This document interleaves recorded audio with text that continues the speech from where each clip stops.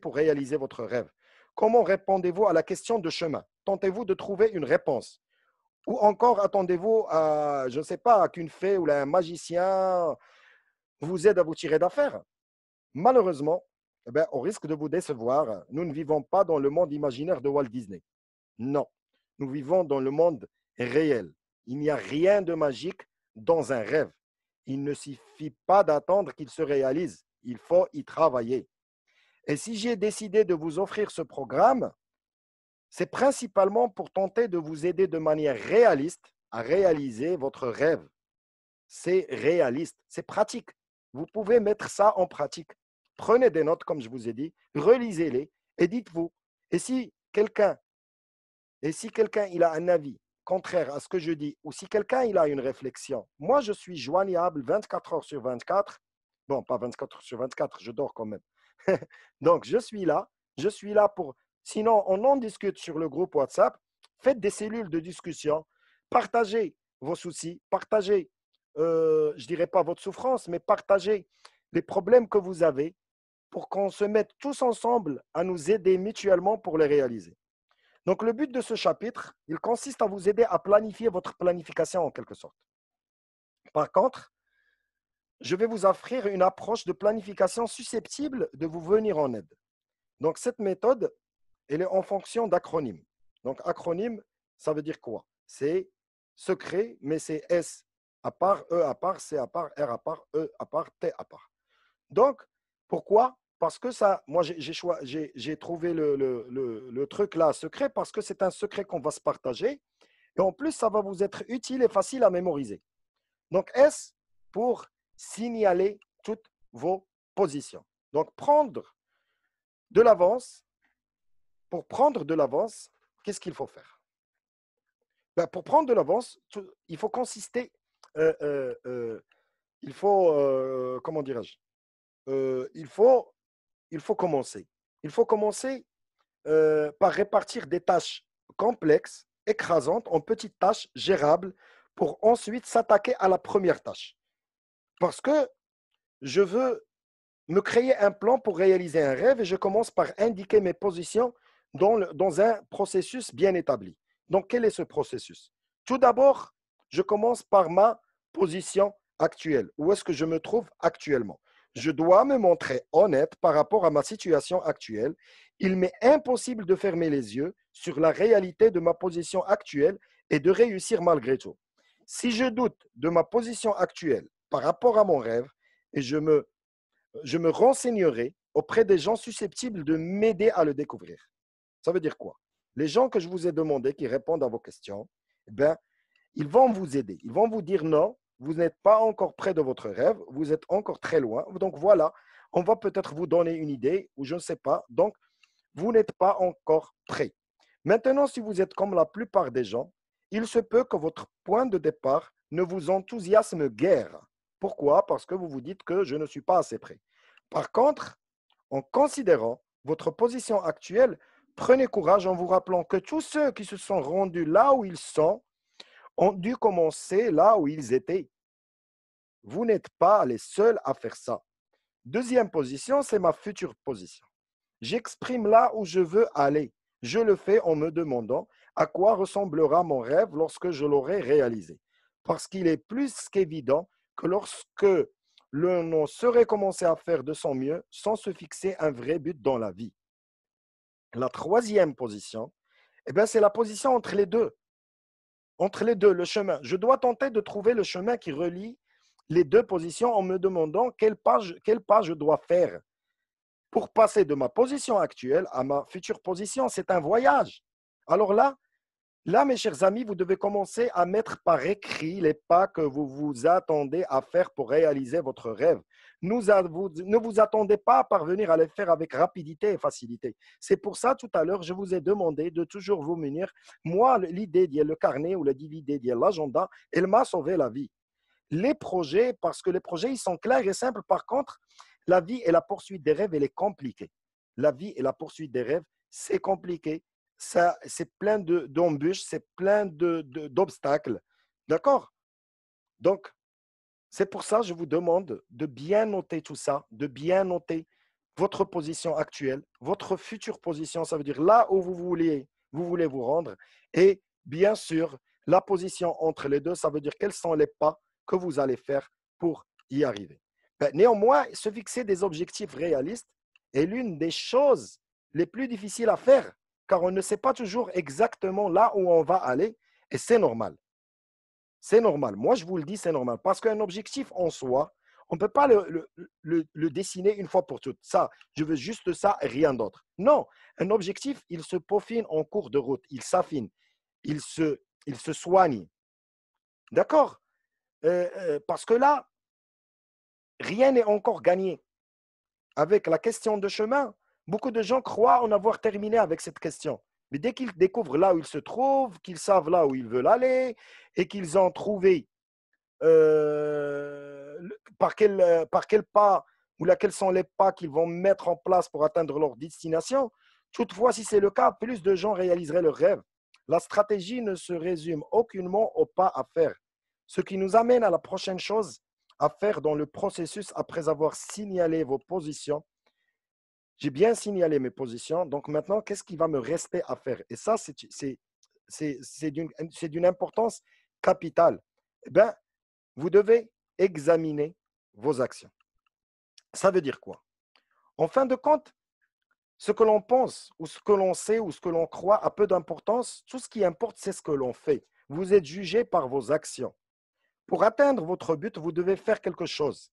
Le processus commence par vous inciter à faire quelque chose. Incitez-vous à faire n'importe quoi. Si vous êtes quelqu'un de nature sédentaire, et Dieu seul sait combien est-ce qu'on est sédentaire, bougez-vous. Bougez-vous, faites quelque chose, au moins une chose par jour, mais faites-la bien. La véritable différence entre le rêve et l'illusion, elle réside dans ce que l'on fait jour après jour, pas dans le rêve en soi. Non, dans les actions qu'on est prêt à mettre en place dans notre vie chaque jour. Le secret de votre réussite, il réside dans votre emploi du temps quotidien. Si vous faites des bonnes choses jour après jour, vous progresserez et vous finirez par réaliser ce qui vous détermine d'accomplir et c'est tout ce qui compte. D'accord? Donc, vous allez accomplir ce qui compte le plus pour vous. Et c'est ce qui compte en fin de compte. C'est ce qui compte. Donc, jour après jour. Deuxième des choses, il faut considérer toutes les options. Comment ça? Ben, les gens qui réussissent et qui ont du succès planifient en fonction de leur situation, plutôt que de tenter de créer une situation en fonction de leur planification. Parfois, moi, j'ai envie que les choses soient de cette façon.